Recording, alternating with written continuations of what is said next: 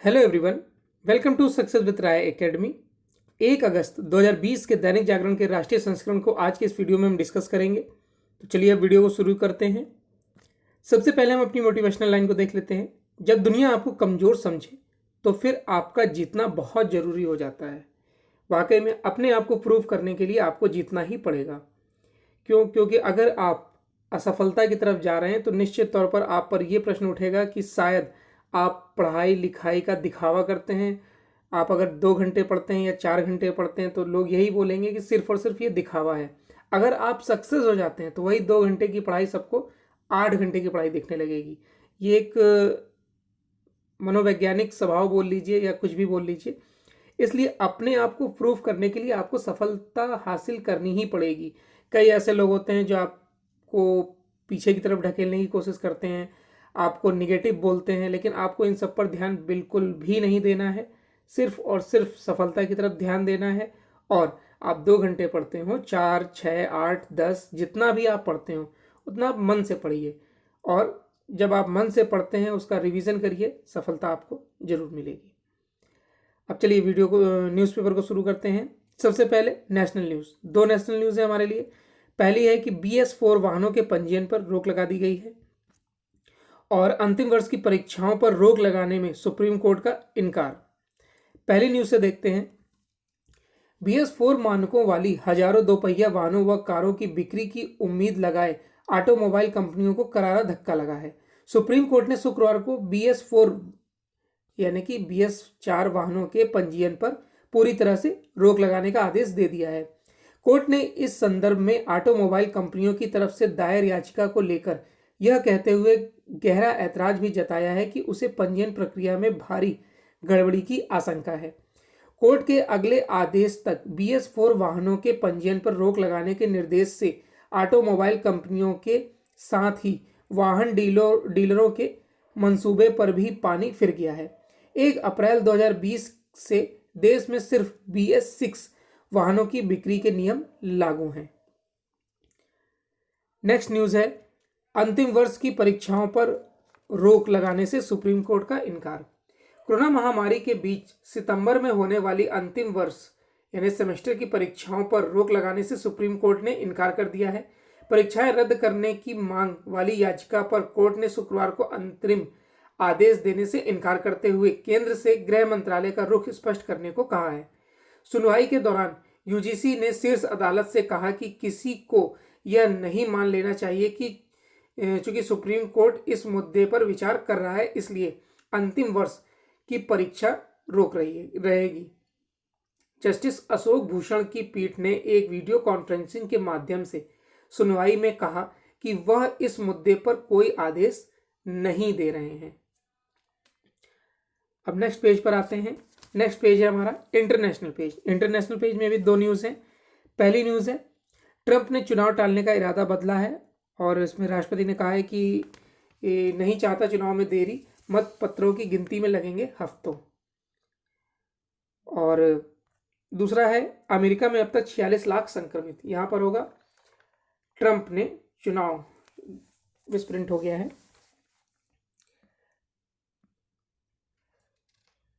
पहली न्यूज़ से देखते हैं।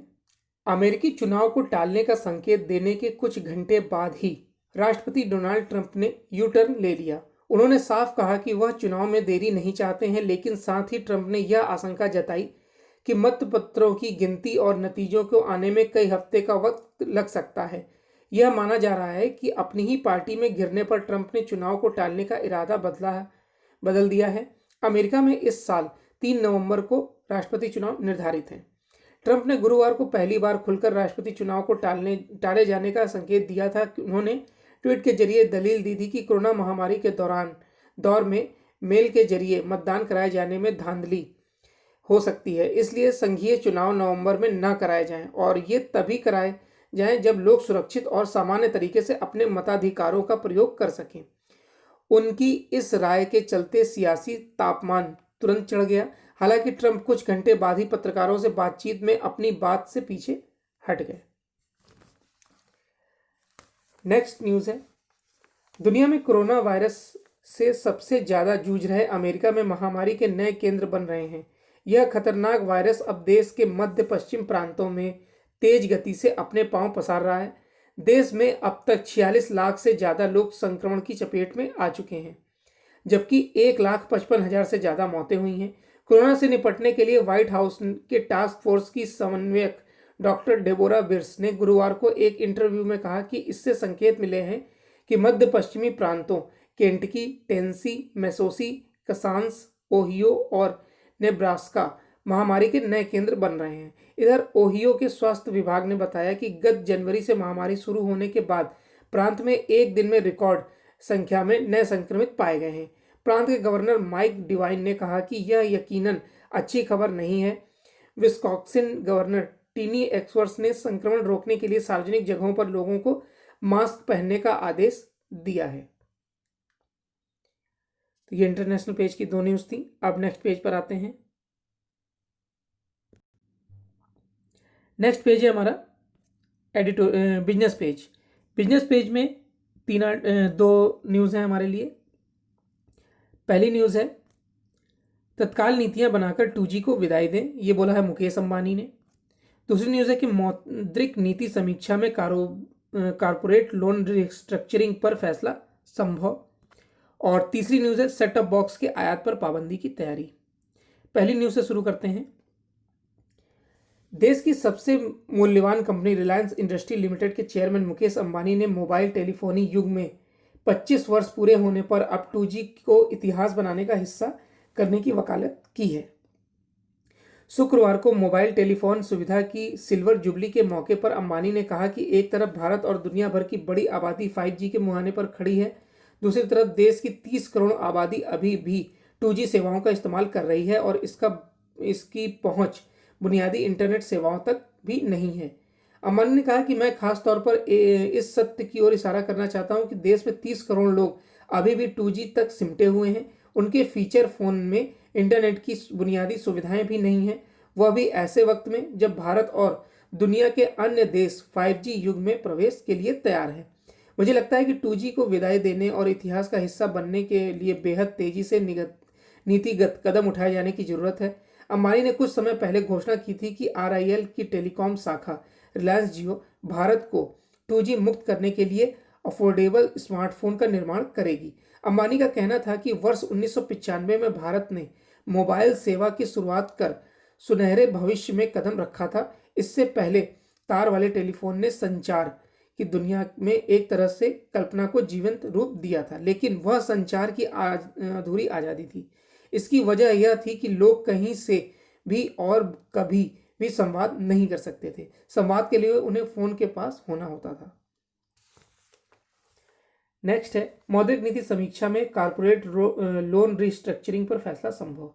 अगले हफ्ते मौद्रिक नीति की समीक्षा के दौरान कारपोरेट लोन रिस्ट्रक्चरिंग पर सकारात्मक फैसला होने की उम्मीद है। कोविड-19 ने जिस तरह से देश की इकोनॉमी को प्रभावित किया है, उसे देखते हुए कर्जदारों के साथ साथ बैंक भी मान रहे हैं कि आने वाले दिनों में कर्ज की अदायगी आसान नहीं रहेगी। इस बारे में वित्त मंत्रालय में लगातार विमर्श हो रहा है। अब वित्त मंत्री निर्मला सीतारमण ने स्वयं यह संकेत दिया है कि इस बारे में सैद्धांतिक सहमति बन गई है, जबकि SBI के चेयरमैन रजनीश कुमार ने इसकी जरूरत बताते हुए कहा कि RBI अगली समीक्षा बैठक के फैसले की घोषणा 6 अगस्त को करने वाला है। नेक्स्ट है कि सेट टॉप बॉक्स के आयात पर पाबंदी की तैयारी।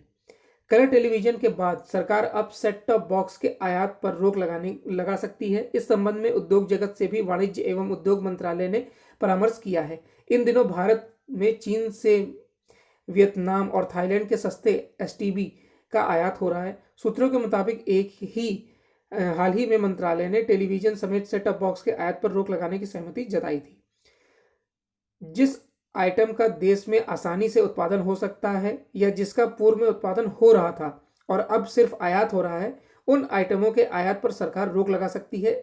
इन दिनों सरकार घरेलू स्तर पर इलेक्ट्रॉनिक वस्तुओं का निर्माण शुरू करने की पूरी कोशिश में जुटी है। इससे देश के कुल आयात में कमी आने के साथ रोजगार में भी बढ़ोतरी होगी। भारत में STB का उत्पादन हो रहा है, लेकिन उनका आयात सस्ता पड़ता है। सरकार ने वर्ष 2017 में घरेलू स्तर पर STB के आयात को हतोत्साहित करने के लिए 20% का शुल्क लगाया था, लेकिन उसके बाद सीधे चीन से आयात की जगह यही STB वियतनाम और थाईलैंड के रास्ते आने लगे। वियतनाम और थाईलैंड के साथ भारत का मुक्त व्यापार समझौता है। इस वजह से इन दोनों देशों से चीन के एसटीबी के आने पर कम शुल्क लगता है। वहीं वियतनाम का चीन के साथ भी एफटीए है। नेक्स्ट पेज पर आते हैं। नेक्स्ट पेज है हमारा एडिटोरियल पेज। एडिटोरियल पेज में 3 आर्टिकल हैं हमारे लिए। पहला है, अमन में निहित है शिक्षा नीति का भविष्य।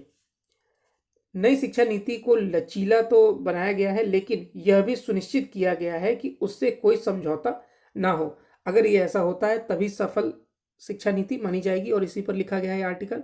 और यह आर्टिकल लिखा है लोक नीति विशेषज्ञ, लेखक राष्ट्रीय शिक्षा नीति समिति के सदस्य भी रहे हैं, राजेंद्र प्रताप गुप्ता द्वारा। दूसरा आर्टिकल है, तिब्बत के सवाल की घातक अनदेखी। हांगकांग को लेकर तो दुनिया की ताकतें एक साथ खड़ी हो जाती हैं, पर तिब्बत के प्रश्न पर सन्नाटा क्यों पसरा रहता है, इसी पर लिखा गया है आर्टिकल। और यह आर्टिकल लिखा है महात्मा गांधी अंतर्राष्ट्रीय हिंदी विश्वविद्यालय वर्धा के कुलपति प्रोफेसर रजनीश कुमार शुक्ल द्वारा। और तीसरा आर्टिकल है, दिशाहीन कांग्रेस। जिस तरीके से इस समय सोनिया गांधी अध्यक्ष हैं, लेकिन वक्तव्य जितने भी आते हैं वो राहुल गांधी द्वारा दिया जा रहा है, तो इस और उनके भी वक्तव्य किसी न किसी तरह से डिमोलाइज करते हैं, तो ये दिशाहीन कांग्रेस मानी जा सकती है। पहले आर्टिकल से शुरू करते हैं। अमन में निहित है शिक्षा नीति का भविष्य। कुछ साल पहले की बात है, जब पिछली सरकार में एक मंत्री से मैंने पूछा कि शिक्षा के लिए आपका क्या दृष्टिकोण है। उन्होंने जवाब दिया कि हम ज़्यादा से ज़्यादा स्कूल खोलेंगे। उनकी बात को बीच में रोकते हुए मैंने कहा कि क्या अधिक स्कूल खोलने से मस्तिष्क के कपाट भी खोले जा सकते हैं। इसी संवाद ने उस नई शिक्षा नीति के अंकुर बो दिए जो बीते दिनों सामने आई है। जब मैं प्रकांड विद्वान प्रोफेसर मुरली मनोहर जोशी के नेतृत्व में भाजपा का चुनावी घोषणा पत्र तैयार करने की कवायद में जुटा था, तो हमने इस मुद्दे पर विस्तार से चर्चा की। डॉक्टर जोशी चूंकि केंद्रीय मानव संसाधन विकास मंत्री भी रह चुके थे, इसलिए इस मामले में इनका नजरिया एकदम स्पष्ट था। उनका मानना था कि कोठारी आयोग के बाद हमने शिक्षा नीति को समग्रता से नहीं देखा। ऐसे में हालिया घटनाक्रम का उचित विश्लेषण कर हमें नई शिक्षा नीति तैयार करनी चाहिए।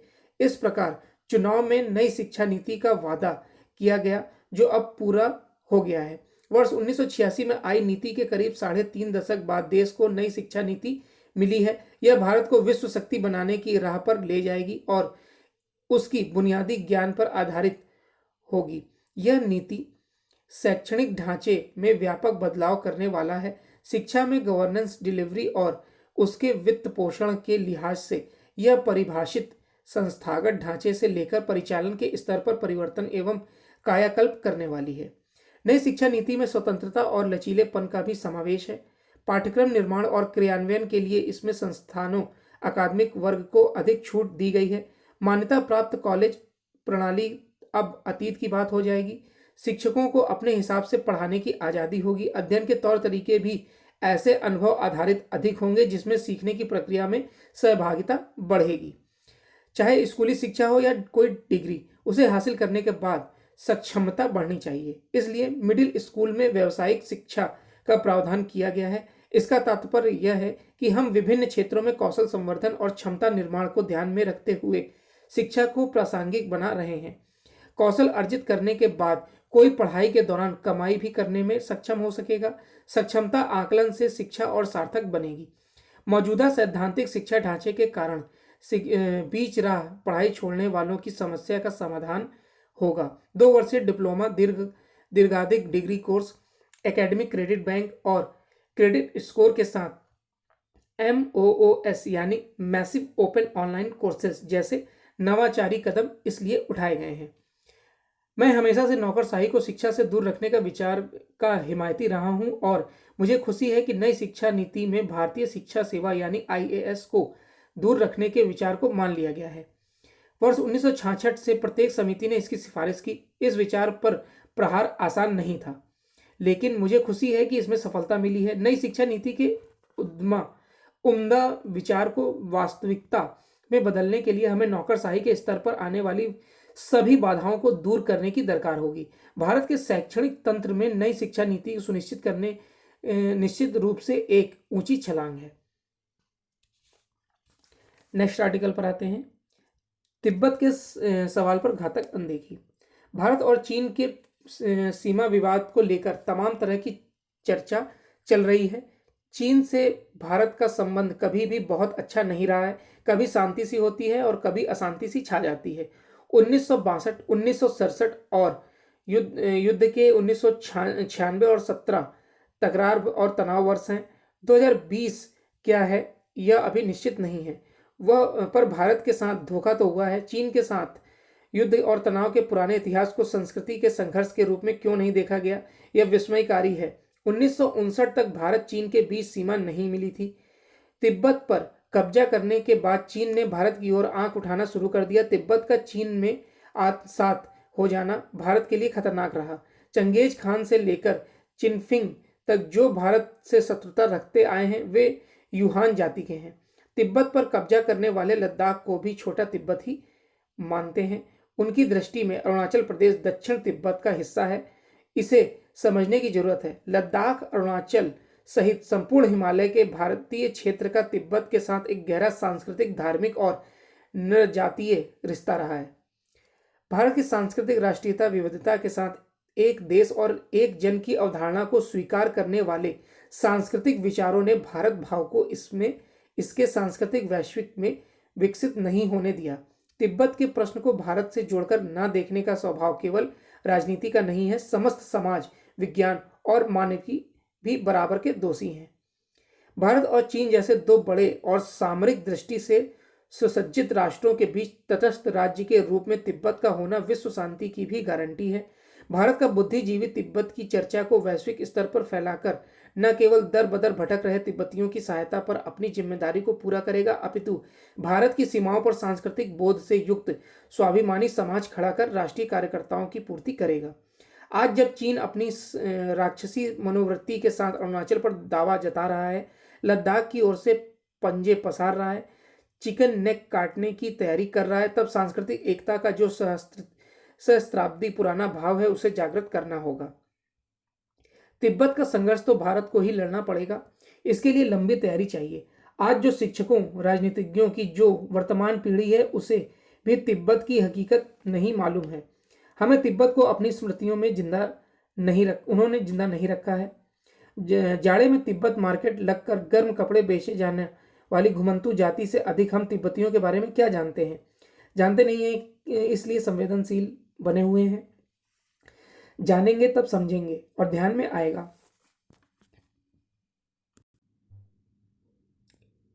जिनके पास तिब्बती भारत के सांस्कृतिक वैभव के हिस्सेदार और संरक्षक हैं। इसलिए भारत को अपनी संस्कृति, परंपरा की कूटनीति को तेज करना पड़ेगा। आम भारतीय को पता होना चाहिए कि 1962 के युद्ध में तिब्बती पंथ का अनुयायी लद्दाख न चला जाए। इसके लिए जय हिंद के नारे के साथ लड़ रहे थे। यह गौरव गाथा हर भारतवर्षी को सुनाई जाए। इसका अभिलेखीकरण और प्रचार करना होगा। अगर हमने ऐसा कर लिया तो हम भारत की सेना के लिए युद्ध क्षेत्र में अनुकूल वातावरण बनाने वाले भारतीय साबित होंगे। नेक्स्ट है दिशाहीन कांग्रेस। सोनिया गांधी की ओर से बुलाई गई बैठक से जैसी खबरें छनकर बाहर आ रही हैं उनसे यही बात स्पष्ट होती है कि कांग्रेस न केवल दिशाहीन से ग्रस्त है बल्कि पुरानी और नई पीढ़ी के नेताओं में बन नहीं रही है। क्योंकि पुरानी पीढ़ी के नेता सोनिया गांधी के करीब माने जा रहे हैं और नई पीढ़ी के राहुल गांधी के, इसलिए यह भी लगता है कि कांग्रेस एक तरफ की खेमेबाजी से भी ग्रस्त है। इसका संकेत राजस्थान कांग्रेस के संकट से भी मिलता है। इसमें बड़ी विडंबना और कोई नहीं कि कांग्रेस यह नहीं तय कर पा रही है कि अपनी पराजय पर आत्ममंथन कैसे करना चाहिए।